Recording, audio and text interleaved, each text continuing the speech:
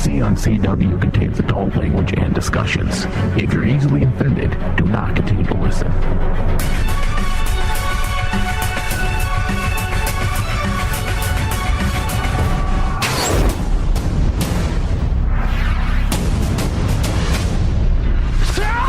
My name is Oliver Queen. You died. I went to your funeral with you. The city needs saving. What happened to you? The right to remain silent, but I'm not a god anymore. I'm from the future. Because you can inspire. In the future. My name is Barry Allen, and I am the fastest man alive. Supergirl. People become a team. Hey, cuz. It's good to see you. This looks like a job for the both of us. Absolutely. Heroes. Legends. You have failed this city. I don't want to be called the Hood anymore. Any preference on how you'd like to die? The flame or the frost?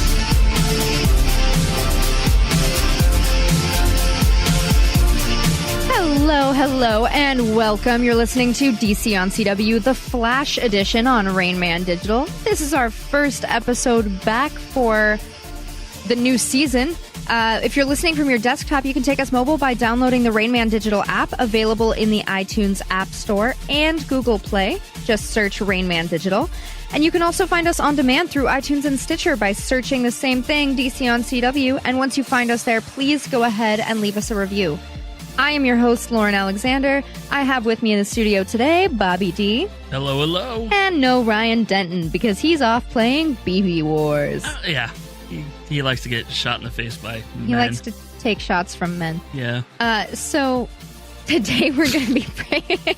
He'll be back, though, we think. He'll be back. Nobody ever dies from fake war. Usually no one dies from fake war. Fingers crossed. Just kidding. That's terrible. Ryan's like a big brother to me. Okay, today we're going to be breaking down and discussing The Flash Season 4, Episode 1, The Flash Reborn. Barry's brought out of the Speed Force to fight a new villain. Well, I mean, he was brought out of the Speed Force in general, but now he's gone all a beautiful mind on us. That was kind of weird. Yeah, it was a little bit weird. You Things have been wrapping up, though, in these premieres faster than I expected. Yeah, make the shit click. Yeah, just get through it, guys. Get through it. I don't care what happened at the end of last season. Let's get back to the normal stuff. Let's go. All right. So before we get into the episode, we've got a little bit of news for Flash. One article is from moviepilot.com. The Flash showrunner explains why the show abandoned speedster villains for season 4. Now, I, for one, think that is a good call. They were relying too heavily on speedster this, speedster that, and I think we were all bound to get pretty burnt out on it pretty soon. Yeah, because how much faster can you go? I mean, that's the goal. I mean, every speedster. 5 Fast, 5 Furious? Yeah. I don't know. Yeah. All right. It turns into fate. Right? All right. So the Flash showrunner Todd Helbing spoke to comicbook.com and he said, I think having Zoom and then followed up by Savitar, I can understand that feeling. It's because trying to reinvent, like a power for an evil speedster or what they can do, we can't have it just who's faster for the entirety of a series. And they just left out Reverse Flash, forgetting that was the first one they brought in. Yeah. He's not important, I guess. Yeah. They want you to forget so Maybe they can bring him back again. Maybe they feel betrayed for him going over to Legends. Yeah, I could see that. You're not part of our family anymore. How dare you go to our sister show? How dare. Yeah, I mean, I honestly think that's a good call. There's too many speedsters. Like, he went on to say, he started talking about different villains and things like that, and he went on to say, but I mean, there's certainly speedsters in the canon of Flash that we want to explore and we want on the show, and everybody, like Reverse Flash to me personally is one of my favorite villains. Funny, you didn't bring him up last quote. So it's like mentioning your favorite kid or all your kids and just forgetting one. But he's my favorite. So I'd love that guy to pop up now and then. You know what I mean? But I think it was refreshing. And it's just been a lot of fun this year not having to constantly come up with new ideas of how a speedster could pose a threat to Barry. So it's fun, it's new, and it's a new challenge. But I think having speedsters in the mythology of the show is never going to change. Yeah. Well, it can't. Yeah, not when it's like the god of your show. Yeah. And we've kind of discussed this over the years of we've just watched them kind of piss away what are major characters in the comic books, as part of this rogues gallery as, villains of the week, and they get taken off. So we know there are people that can go head to head with Barry, just from the history of the book, other than Gorilla Grodd. I don't know who else they've kind of given that justice to, let's say, yeah, I mean, as he far has as weaknesses. Yeah. As trying to contain them, or multiple people like the rogues gallery, getting together and fighting them. It's nice. It'll be, like you said, it's a good change of pace. We're not looking for how fast, are you going to speed hand them again? Are you going to, what are you going to do this time type thing? So maybe it'll open up for the writers, like, to kind of come up with new ideas and, especially with the thinker and how to be more psychological with it. Totally. Really, he hit the nail on the head. We were going to be shoehorned into this pattern of he's got to fight speedsters and that's it. And it's obnoxious. It's fun for a couple seasons, and then eventually you want something different. Yeah, and we kind of understand with shows kind of getting their feet underneath them. Let's not waste our time, doing Mirror Master for a season because nobody really knows who he is. We got to go Reverse Flash. We got to go Zoom. We got to hit the heavies right off the bat. And I think now that they're established as a show, it's kind of good for them that they can branch out to these other villains. Yeah, I'm looking forward to it. There's so many villains.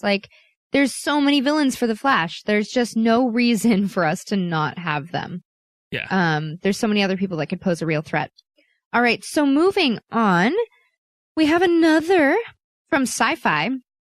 The Flash showrunner. Let's see, the Flash showrunner. That's the thing that pops up on the tab for the article is just that, but the title of the article is The Flash adding DC Comics villains Kilgore and Hazard for season 3. Do you want me to go through it real quick? No, I have it. Oh, okay. You can. Do you want to talk? No, you can talk. go ahead. No, you're way better than me. I'm just the pretty guy behind the mic. Not really. They talk about, thank you? Like an insult almost. What? The Flash you were like, I'm just the pretty guy behind the mic. Yeah. The Flash kicked off season 4 in style last night with a solid episode that introduced this season's main big bad, Clifford DeVoe, aka the Thinker. However, the fastest mind alive won't be the only villain making life complicated for Team Flash. While we already know that Battlestar Galactica's Katie Sackhoff will show up in Central City as DC Comics villain Amunet Black, aka Blacksmith. She's going to be debuting in episode 5, by the way. A recent interview with executive producer and showrunner Todd Helbing revealed 2 more baddies that will make their debut in season 4. He confirmed that Kilgore and Hazard will also appear on the show, which we talked about Hazard. We definitely talked about that in our preview show before the premieres happened. So if you haven't listened to that, give it a listen and let us know how off base we are once we get into the season with our predictions. I think we're already off. A little bit. But that's what we're kind of known for. It's fine. Make good plans that it all go bad right Dude, off the we bat. got blindsided in Legends. Oh, yeah. We were off. We were way off base. Whatever. No regrets. Yeah. No regrets. Whatever. Or ragrats, if you will. But so, okay. You get to see Kilgore show up, which is a lot of fun, as well as Amunet Black, played by Katie Sackhoff. You get to see Hazard, which is one of the lightest episodes in some regards that we've done, and the most fun power that a villain has. Hazard, real name Rebecca Becky Sharp, was a member of the Injustice Society who boasted psionic powers that she used with a special dice, allowing her to alter probability the way she wants with either good or bad luck. We already know a little bit about her, but if you didn't listen to that show, there you go. If you hadn't listened to that show, go back and listen, because the little bit thing makes a lot of sense. All right, so Kilgore. Kilgore is weird. There's a percent symbol, like a percentage symbol in the name. So at first glance, it's just like, oh, totally. How do I read that? At first glance, it looks like a rapper. At first glance, yeah. Or like an EDM DJ. Yes. So Kilgore is an electro-mechano-organic life form who requires energy to survive. So do we all, but Flash enemy, Justice League enemy, capable of taking over other machine systems and sometimes even controlling human hosts. He's from like 1987, volume 2 of The Flash. Way back. Yeah. But I mean, he was originally introduced as an antagonist for Wally West. He's basically a sentient computer virus that consumed its own planet before blasting off into space and landing on Earth. Thanks, bro. He could only be seen by speedsters because it was slightly out of sync with Earth's vibrations.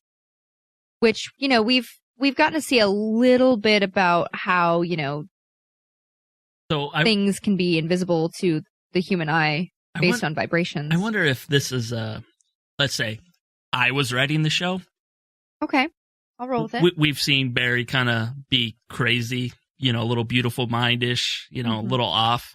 Could you imagine him being the only person, like somehow Wally's gone, and him being the only person that sees this thing going around, and the rest of the team just being worried about him the whole time because the vibration being off, you know, until Cisco somehow vibes him, or, you know, I think that's how we're going to go with that episode. You know, play off the fact that people kind of think Barry's a little off. What you think? Yeah. Okay. Yes. Thinking that it's a remnant of his beautiful mind crap. Yeah. Thinking, you know, oh, there's something still a little quite not right about you from your time in the Speed Force. Especially really, if he's like a computer program and he looks like those symbols that he was writing all over the wall. Yeah. Ooh. Yeah, because we still don't know anything about those symbols. But, yeah. So, I mean, he can hack into and control machines, human hosts. I don't know. Do you think he's going to take over one of our characters? By the way, I don't know if anyone listening also listens to Supergirl and watches that show, but Maxwell Lord, whom we fondly refer to as Douche Lord, he was once one of the people that Kilgore, like, took over as a human host. Yeah. Yeah. But do you think he's going to take over one of our... It would have to be somebody from Team Flash, because we don't ever get introduced to characters outside of it that we would recognize, other than, like, some random cop that shows up at the police station. Well, right. I mean, we get randos, though. We do get, like, random 1-episode, 2-episode characters. Yeah. I don't know. I mean, I'm not sure what they're going to do with it, but it does sound fun. And the fact that the showrunners are referring to it as one of, like, the most fun powers and things, there's a lot they can do there. I'm interested. Yeah, it's nice to see different villains, and I'm looking forward to everything that's going on with it. Let's talk about the premiere itself and the numbers. So season 4 premiere of The Flash performed significantly better than Supergirl, which is a bummer. In live and same day calculations, it was watched by 2.8 million people, which is about 1 million more than Legends, which is on right after it. Yeah. I mean, and Legends did better than Supergirl. So, yeah. You know, we kind of talked in Legends that we thought maybe it was the help of the superhero show being in front of it and kind of carry over traffic, you know, and maybe that's it. If this was, you know, one of the highest rated, you know, premieres that they've had, or, you know, the ratings were up for them, you know, the carryover could have been there for them to, you know, get that ratings boost. But yeah, I mean, honestly, though, too, you got to think, for me, if I didn't have these shows to record, I honestly might not even remember that the shows were airing this week or what day. I honestly had to remind people at work. You know, I had people asking, like, hey, can you do something on Thursday or Friday? I'm like, nah, man, radio season started. What? The fucking shows are coming back on? Like, you know, people don't pay attention unless it shows up on a DVR or you get some kind of notification for it. Yeah. So that is, you know, the weird thing about it. We don't always get the best promotion for all these things. And you wonder, well, and again. they switch days all the time, too. Like, yeah. Every season. And how many people just wait to binge watch? Well, especially now with the deal that they've done where they've dropped off of Hulu. I've complained about this a bunch, but they've dropped off of Hulu and they signed a deal with Netflix saying, what is it, a week after the finale or two? So okay, this is one of the stories I looked at today. They already announced the premiere dates for Netflix. They're like, Oh my God. Yeah, it was just, I was like, I go do my normal Google search of, Flash News or whatever it is. And it was like, June 1st will be the premieres of the DC superhero shows on Netflix. And I was like, wow, okay. Are you kidding Yeah, me? because they've already, calculated it all the way out. So they made the announcement June 1st. They will, if you're a binge watcher, that's where you can go. Man, come on, guys. You're just asking for people to not watch your show live. Yeah. I mean, and I wouldn't have a problem either if they fixed their streaming service. It's crap. Yeah. If I could actually watch an episode in HD with no buffering problems, and I've done it in multiple places, so it's not my connection. It's nothing like that. It's like connection to their server. Yeah, and it's always the repeat of the same Jane the Virgin commercials 30 times. Yeah. You're like, reduce the commercials to like a few so that I don't get burnt out and want to blow my brains out every time they come on. Maybe I'll actually watch the promos for your other shows. Yeah. I don't agree with that. But in any event, oh well, here we are.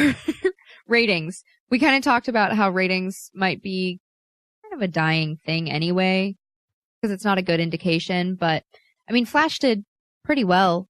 I don't know how it did compared to Arrow, but it definitely did better than Legends and Supergirl. Flash was number 1 out of all 4 shows. Unsurprising. Yeah.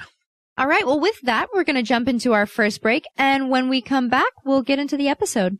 I'm already helping a bunch of idiot do-gooders. Sorry, I'm up to my fuzzy hood and teamwork. DC on CW. We'll be right back.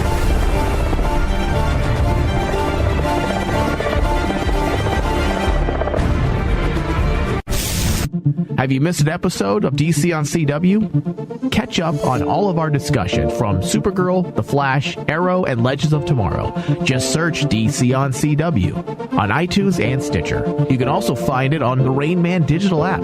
Just search Rain Man Digital from the iTunes App Store or Google Play.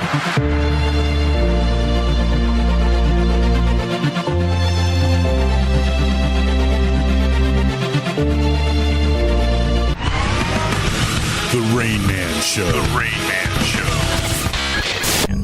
It's what I do. Yeah? I'm the slave master, goddammit. Oh, all right. Once again, will you allow... Because I don't want him to assault you. That's one thing I won't do on the show. I will whore you out only if you're willing. Can he just... Think of yourselves as... You know that girl that just comes off the bus stop in L.A., and she doesn't have a lot of money back in the 60s or 70s, and she sees herself a nice young stud of a black man across the street. These are the old days, guys, the 70s and 60s, the days of pimping. And he treats her right, takes her out to breakfast, to Denny's, gives her coffee and a Grand Slam, and he tells her he's going to make her a star. And she feels comfortable, and he slowly woos her. I'm not condoning this type of action. I'm just saying that's what I'm like. I'm not condoning it. It's not for everybody. But I'm saying, hypothetically. But essentially, I'm the black stud of a man hanging out across the street trying to whore you guys out, making you guys feel comfortable. And each of us on the show is that girl that got off the bus in the wrong part. For more Rain Man, visit RainManShow.com.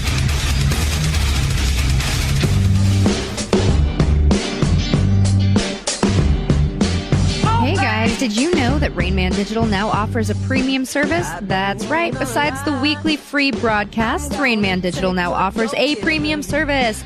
And when you pledge to our Patreon page, you automatically become a subscriber, so it's easy. The premium service includes video content, plus additional exclusive shows like Star Trek from the Holodeck, Comic Book Chaos, DC on CW. The important one. The important one. Supernatural The Crossroads, and more. So head over to patreon.com/RainMan Digital and sign up today. Yeah, like we kind of pushed our shows. Me and Lauren have both been on Comic Book Chaos, and then we do our show DC on CW Presents.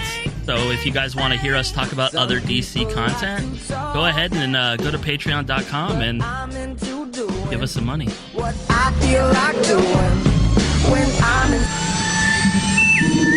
This is Star Wars from the Butter Tank exclusive. That thing's operational. How do you feel about seeing a fight scene in a Star Wars movie that has nothing to do with Jedi, and it's between Finn and Captain Phasma? Do you think that's a good call? I think it is, because, like, here's the thing. We have to understand that they're trying to actually promote that the universe is larger than what we thought. Right. When everyone was, like, saying, oh, why is Finn allowed to use a lightsaber? I'm like going, why can't he use a lightsaber?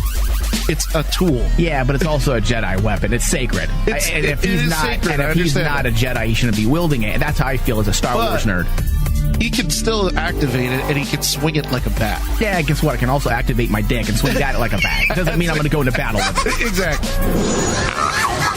From thebacktotang.com for more details. And get ready for an excitingly good time. Also, if you've missed our last show, you can also find us on your Stitcher app. Search Back to Tank. Add us to your favorites. Thank you, and we will see you very soon. You're listening to Rain Man Digital's DC on CW.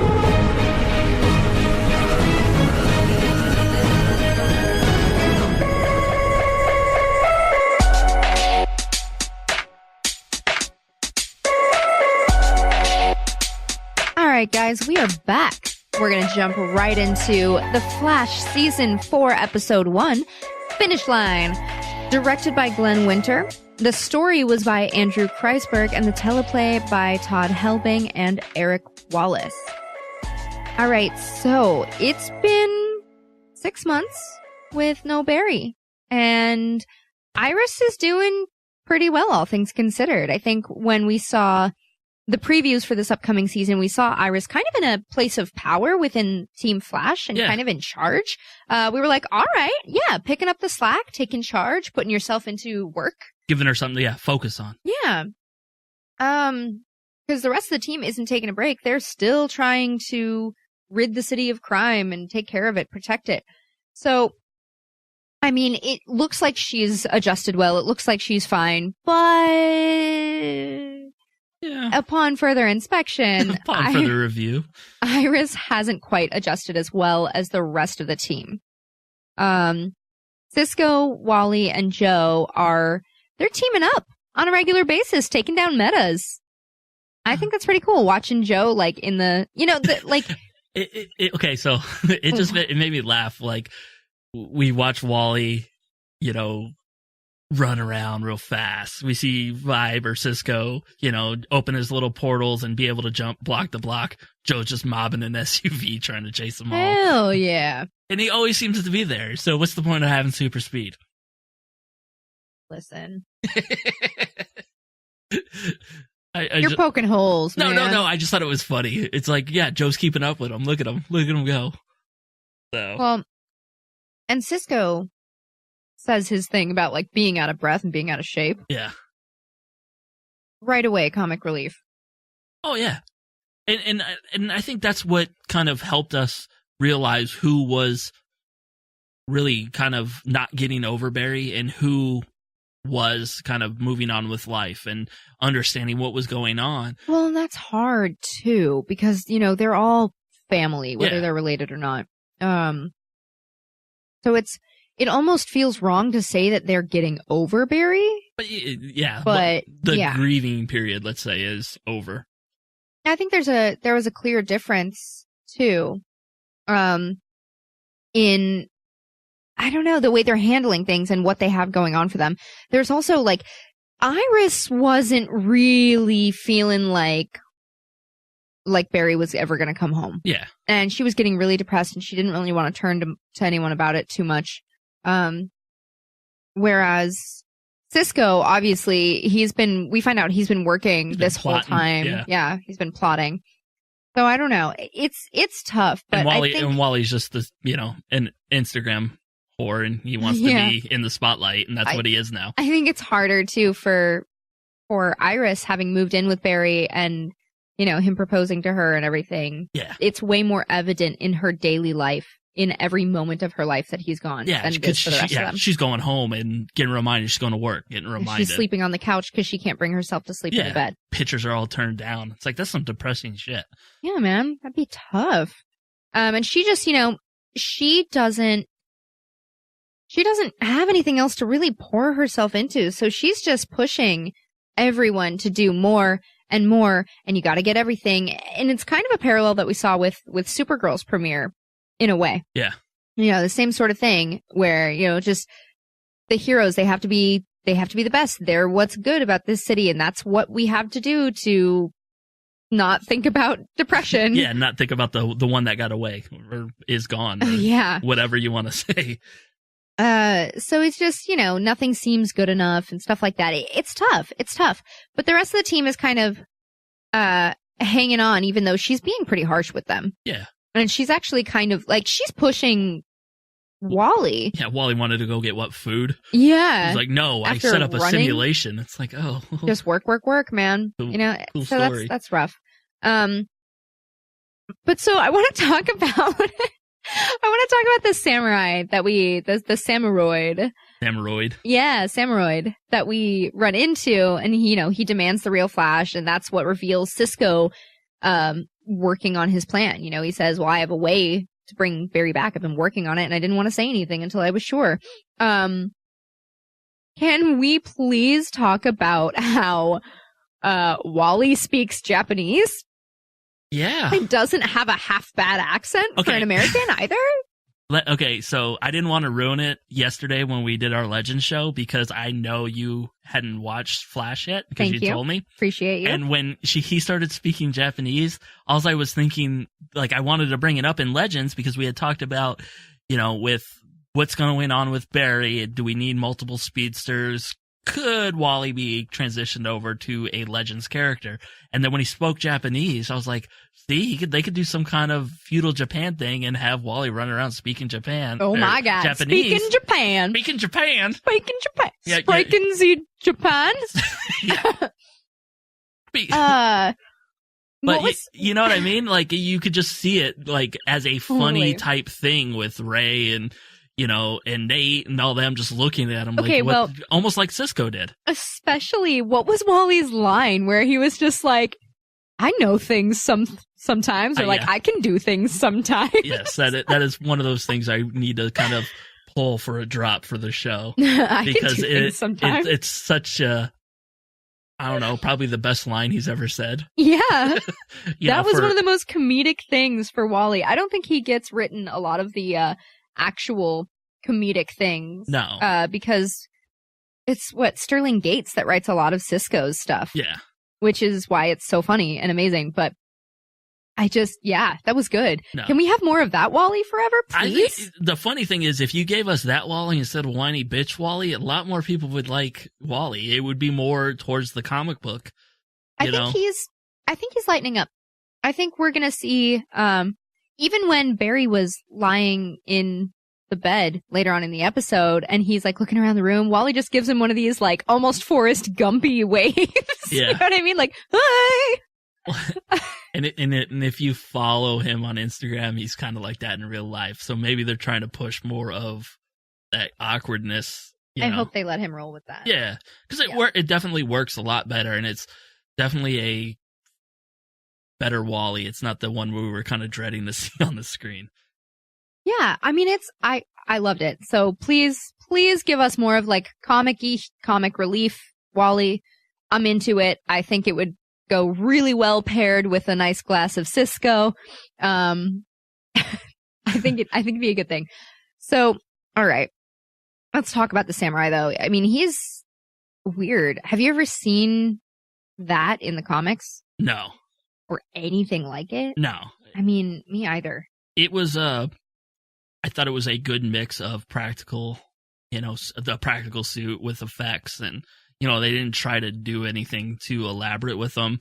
And, they could have done laser swords or, something high tech that makes it look, futuristic or whatever, but they kind of kept it simple. And you're like, Cisco said it perfect. Well, what are you going to do? You have a sword. And when it hits the ground and everything blows up and everybody gets thrown back, you're like, that was pretty fucking awesome. Yeah. So I don't know if I was more disappointed that it was a robot at the end or happy that it was a robot at the end, knowing that they could just create more of them.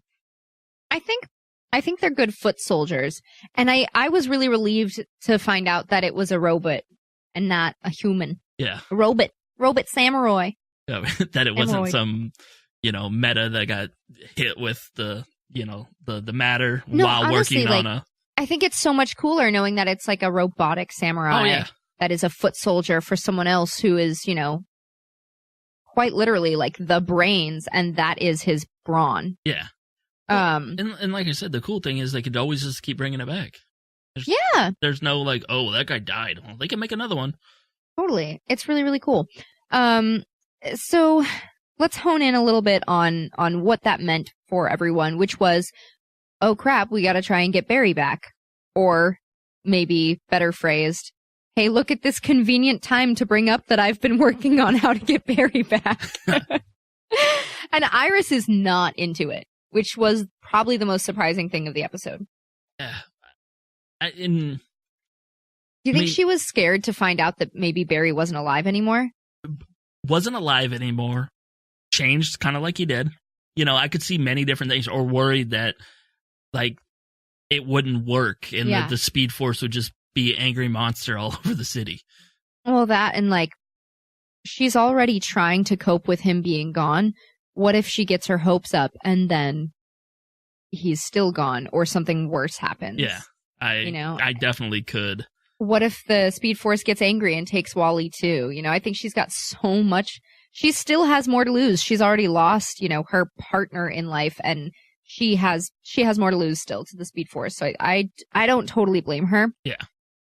I don't feel like it was out of the realm of possibility for her to feel that way and react that way, but it was still a little surprising.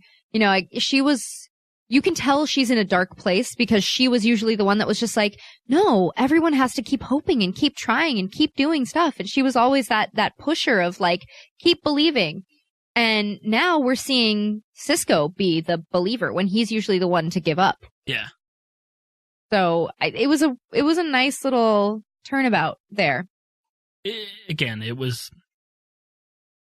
a one where you would question yourself, like you said. What else was there to risk if they're trying to pull him out? Yeah. And I don't know. It just surprised me by Iris. I just thought the way she would want him back.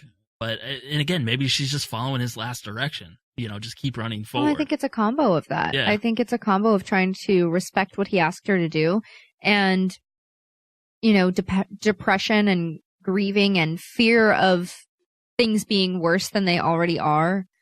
Fear of having any sort of hope just to have it torn away from you again. So of course, though, Cisco doesn't listen and goes off on his own, like okay, Cisco I'll just does. stop. I'll just stop it. And we finally see Caitlin again. He finds Caitlin looking decidedly more edgy. Put ripped jeans on her and dark eye. And like makeup. Motorcycle jacket and a choker. Yeah. And a bra with little like strappies popping out the front. Yeah, you know what I'm saying? Yeah. Yeah. No, it definitely worked. I'm not going to lie. This would be my second favorite look behind Killer Frost for her. So. God. So you mentioned something about the finishing the seed cannon. That's speed. It's supposed to be speed. I was like, what are you talking about? All right, cannon. so that's seed. That's the penis. I was like, I don't know. Yeah, they finished the seed cannon for Cisco. Now he can vibe sperm anywhere. He can just vibe his sperm at Gypsy from across dimensions. Yeah, we're trying to have a kid. I need your help. Okay, we're done. He needs her help. I was like, what are you talking about? They need her help to finish the cannon. And of course, after a little bit of convincing, she obliges, but she's mostly Caitlin again, which is almost concerning and from a viewing standpoint, I was pretty cautious of like, is she gonna turn? What's gonna happen? Is she? And then there's like weird dudes at the bar. Who the fuck was that guy? I don't even like. Okay, so the bar kind of reminded me of the Supergirl alien bar. Yeah. And I was like, especially with the look of that guy, I was like, are you even human? What are you? He's a meta of some sort, probably. But like, who are you? Why is this happening? Why is Caitlin working there? Who is this guy? Why is he watching their whole conversation? Why is he so angry? Yeah, why are you so mad, dude? Your one white eye looks kind of cool. Roll with it. Stop getting so upset. I don't know. There's some weird stuff there. Yeah. Some weird stuff. She basically rejoins the team though, and she quits that job, and it's sketchy, and she looks like she's cured of Killer Frost. You know, she looks like she has gotten her powers under control. But when she does quit her job, we find out that's not really true. No. We're getting a real Jekyll and Hyde feel here. Cause she is just, you know, the second she's triggered by some sort of violence or, you know, her being threatened, she goes frosty and pulls that Hulk line. Don't make me frosty. Yes. You wouldn't like me when I'm frosty. Oh, jeez. You know, I'm relieved that we're not just forgetting about one or the other. Yeah. I'm relieved she's not just like, hey, Oops, this is I'm me better. now and this is it. Yeah. Yeah. Oops, I'm better, or oops, I'm just not better and this is it. I don't know, man. It's going to be interesting, and I hope it is a little more Jekyll and Hyde, where like because once she turns, she can get control again. Yeah. But it's kind of hulky, kind of Jekyll and Hyde, and I'm okay with that.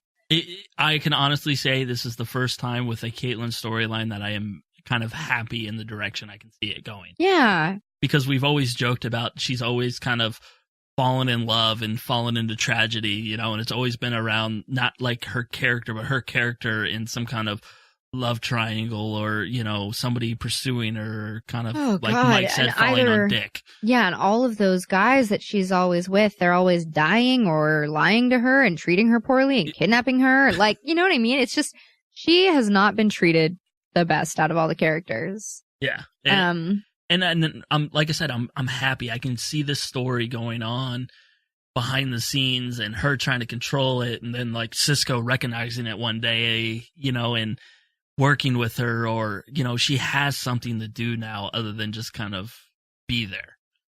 Yeah. You know, and, you know, are we going to get more background on the bar and what's going on there? Hopefully better. Yeah.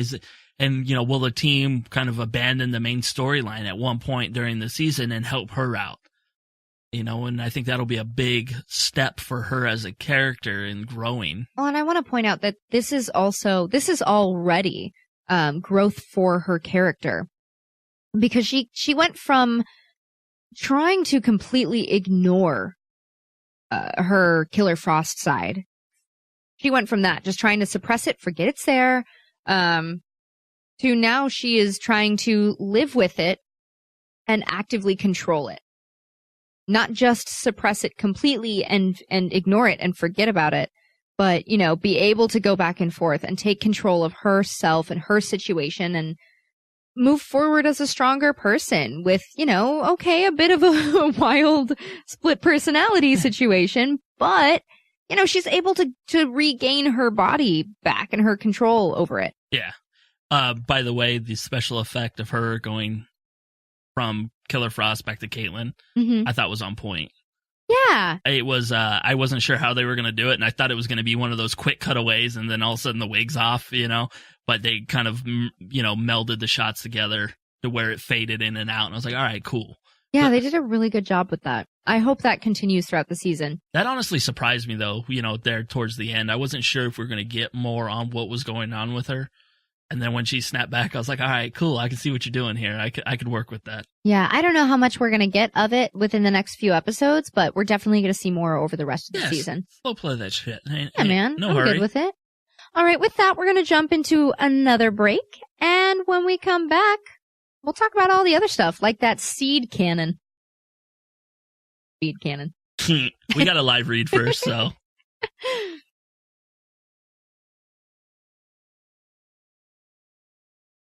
Adam and Eve wants to give you more with free gifts. Go to adamandeve.com and you'll find over 18,000 adult entertainment products, including toys, lingerie, and a seemingly endless selection of adult DVDs. And there's more. We're giving you 10 free gifts, a gift for her and a gift for him, plus a special gift you and your partner will both like. A seed cannon. Plus 6 full-length adult DVDs and free shipping. So head over to adamandeve.com and enter offer code RAINMAN at checkout. And get a seed cannon.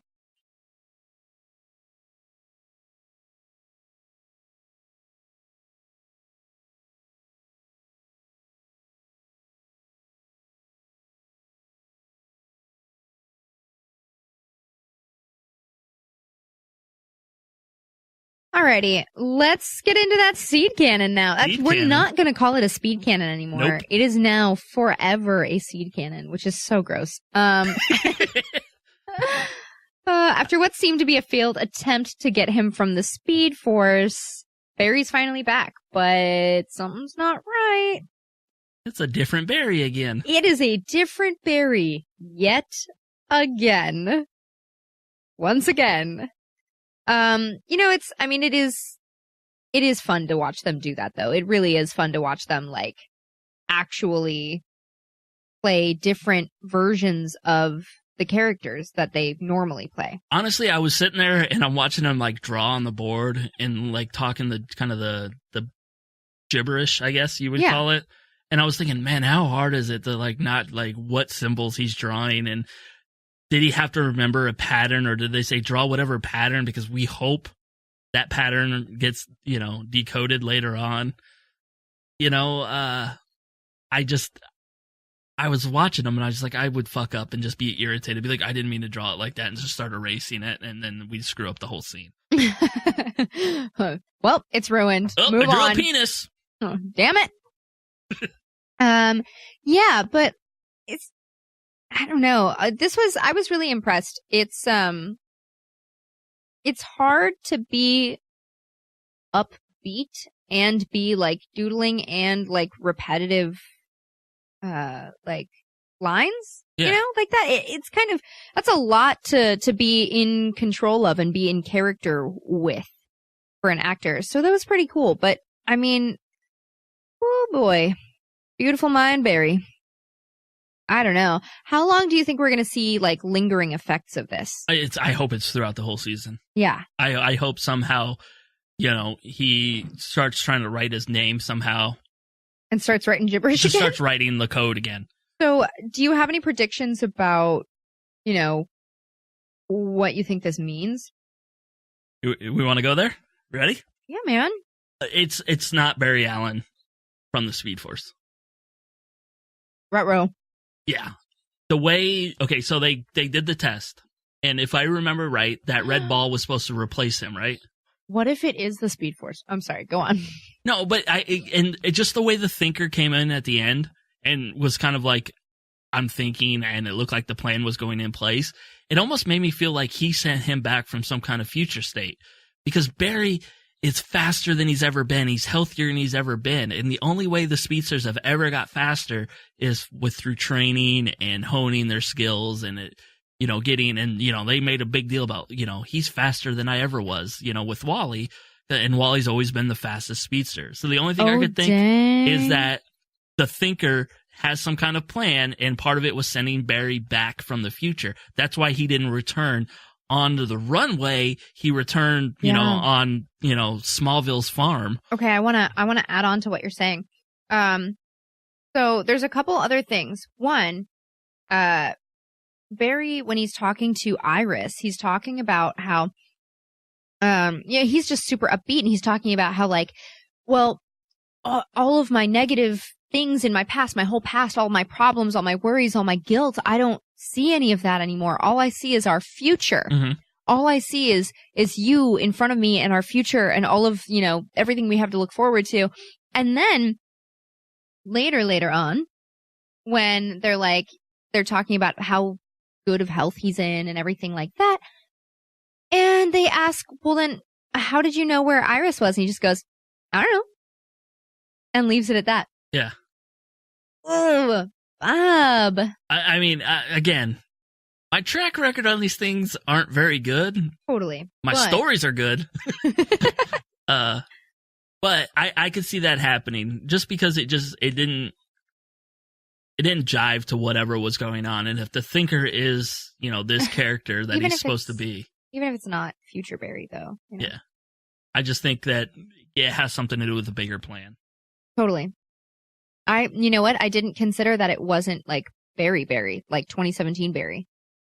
But that's a good point. It might not be. I don't know if anyone noticed. I certainly did, and Bob brought up an article that kind of proved what I already noticed in the episode, but a lot of his ramblings were lines from past episodes and other things like that. There were, and you could see it in some of the characters' faces too when he would say specific things. Saying like Nora shouldn't be here, or like you said this city was safe, that there was no residual danger. That was from the pilot. Yeah. It's just there's so many good things. I doubt restraint is how you got to be the man you are today, which was Harrison Wells' version, Mach 1, Eobard Thawne. Yeah. And there's when he's talking to Oliver too. Some were from when he was a kid defending his father, saying, he didn't do it. There was another man there. I saw it. And then there's the one with Oliver in the rooftop, comforting his dying mother, and like that one too. There's so many things. Yeah. That one, where he's comforting his mother, like, and saying Dad and I are both okay. Rough, man. And you can see that the people in his life know what he's referencing, know what he's talking about. And he's just running through all of these bits of his life, like, Your Honor, I'm innocent. I didn't kill anyone. Stuff like that. It's ridiculous. Yeah. And then, are we really looking at the future Barry when he's like, we're going to need more diapers? Yeah. Looking for kids and shit like that with Iris in the future. And that goes back to the whole thing you just said about, is he seeing his future? Yeah, I don't know. I mean, God, it's so... I mean, it's so early to speculate after 42 minutes, but it's one of those ones where I feel pretty confident that this isn't the Barry from the Speed Force. Yeah, I think he's gaining all that knowledge very suddenly and running through it, and so he seems like he's going kind of crazy. The judge thing alludes to like Trial of the Flash. There was we're gonna need more diapers thing, which is like, what even was that from? Do you know what that was from? No. I think it's about their children. Yeah, I like I said, I think it's a future state type thing. Because they in a particular future for him and Iris, they have Dawn and Dawn, which is just the dumbest. They have twins, like DON and DAWN. I don't know. There's so much there. There's also stuff about stars melting and stuff like that, and that we still kind of have to figure out. But it really seems like he's getting a crash course on Barry's life and memories, from A to B. A being what the if starting he's a point. robot too, and it was like a Terminator getting sent back? He showed up naked. He did show up naked. That's a Terminator thing. It's a Terminator thing. You're right. I don't know, man. There's something fishy about Barry. And it's cool to have a fishy thing that I'm not like, this is bullshit. Yeah, I mean it's kind of weird, but we now know that Barry isn't able to be trusted, though, because he's not in control of things, and he was flying through the lab. What was he trying to do? Was he trying to destroy the lab? Was he trying to was he just going crazy? What was he doing? That was the computer uploading his speed to him for the first time. Oh, yeah, right. I'm just going to keep going with this theory now. I've already switched my theories. It's been 10 minutes. God. I got a new theory. Perfect. It's a Terminator. Sent to protect Sarah Connor. God. But the thing that finally brings Barry back is Iris looking at him and going, you know what, if anything is going to bring him back and like snap him back to reality, it's going to be me being in danger because he will come for me. So, she lets herself be taken by the Samuroid, and it snaps Barry out of his crazy, beautiful mind state when Papa Joe is just like, hey, Iris is going to die. Like, are you listening to me? If you don't move, Iris is going to die. And lo and behold, he knew right where to go, and he knew about his new suit. I mean, granted, Cisco told him about his new suit, but did he know where it was? Or like, you know what I mean? And there's all sorts of things, all sorts of loose ends here that they've strategically left untied. Mm-hmm. That final fight, though, that was really cool. So we're seeing Barry in the best state we've ever seen him before. We mentioned this earlier, but he is healthier than ever. He is faster than ever. He is more upbeat and positive than ever. He is like the ultimate Barry. Everything good about him is just amplified right now. Yeah. And it's totally evidenced in how he handles that fight with all like the wind turbines and stuff. Like it is absolutely wonderful. I thought it was really on point with the visual effects too. Yeah. Even like Iris strapped on like a friggin' baby on the back and everything else. Iris is the Yoda to the Samurai's Luke. Yeah. Everything was cool about it. And again, it was an impressive show of his speed and everything else. Well, and his tactics as well. The way that the samurai got hit was because he ran up a falling like windmill thing, and the like turbine part of it, it was coming off, and he jumps on him, grabs Iris, and like shoves the samurai or whatever, and then like the turbine comes and hits the samurai on its descent and smacks him away. Like, it was what? How is Barry even doing this? Yeah. Who even are you? Yeah. No, but really, who are you? Yeah, who are you? Who are you? What's your model number? But I mean, yeah, we're seeing Barry like fucking 12.0 here. Yeah. You know what I mean? That's just, I don't know. But we finally, that was just a really good scene. I'm really stoked about it. I was really stoked to see awesome CG and fight stuff in the first episode. But we get our first look at our big bad, the Thinker. And, I don't know, man. Did you expect him to be like a cybernetic being? No, I didn't. But I think I'm also used to a lot of the masterminds that use muscle or like robots or something being just like rich dudes who don't want to get their hands dirty. And I think what I mean? No, and I honestly, I think that's kind of the preconceived vision I had in my head of him. You know, especially knowing the actor that was casted and everything else. I just kind of just expected like a nerdy type dude, not this futuristic, again, you know, half man, half robot or whatever you want to call him. Yeah. Being there, and you're just like, all right, that's kind of cool. Yeah. I mean, honestly, I'm into it. It's different, and different is good at this point. Yeah. You know, there's so many unique things to explore within the DC Comics universe. I want them to keep exploring as much as they can. Bring in as many different characters as you can all the time. Yeah. And then start bringing back some old ones from time to time. You know, exactly. Like there's such a big universe for them. Yeah, rotate them through. Yeah. So I'm into it, and I like that it's not what we're used to. We're used to some intimidating, like Kingpin style rich dude with lots of power. Yeah. Telling other people what to do. And this is it's gonna be a different situation, and they're gonna have to handle it differently, which is going to be nice to see the team work through that.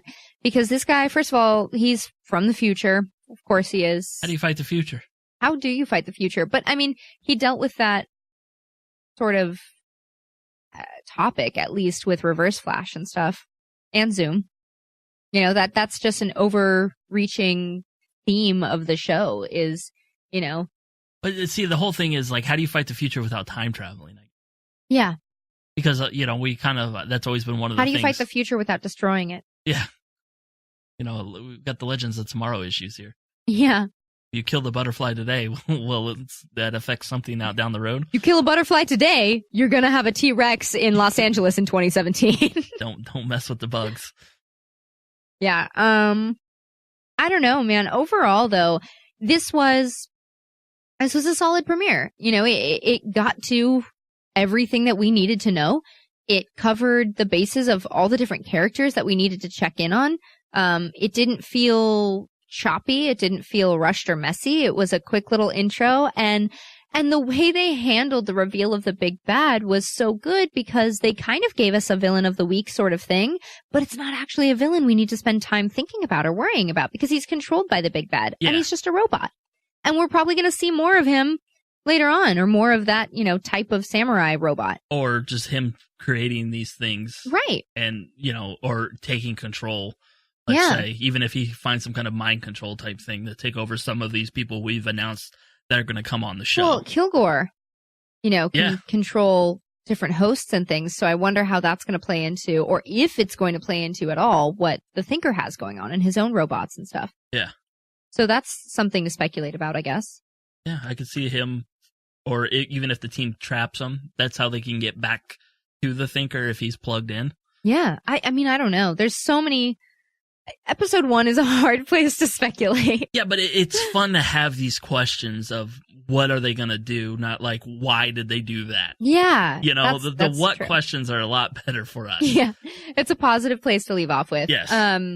Honestly, I liked this episode. I liked how the visuals were done. I liked how it was shot. I liked how each of the characters were. I liked how they all acted, the lines that were written for them. Overall, solid season premiere, man. Yeah, it was probably up there, maybe the top premiere for me out of the 4. Okay. Yeah. I mean, I'm trying to think. But yeah, I think this would be one of the top premiere. Because, I mean, I liked Legends, and Supergirl was weird for me. Arrow, we'll talk about. We'll talk about after this. But I really believe that Flash was solid. And again, maybe my expectations were just lowered after kind of the shenanigans from last season. We were kind of bummed out about last season in multiple points throughout the season. So yeah, it was nice to come back with just a solid episode that gave you a little bit of info that you wanted and needed, but also left you with questions of like, ooh, wait, how are we going to do this? Yeah. So I'm looking forward to the rest of it. I'm looking forward to this season of Flash, and I hope that they have learned from some of the downfalls of last season. Yeah. So far, recovery's looking well. We're on the up and up. So that's it for today's DC on CW, the Flash edition. Remember, you can always catch any past and future DC on CW episodes through the Rain Man digital app. And be sure to follow us on social medias. We've got Twitter at DC on CW, Facebook.com/DC on CW, and Instagram is at DC_on_CW. And we will catch you next time. Stay tuned for some Arrow. Not in the mood for chit-chat. Gotcha. Ready when you are.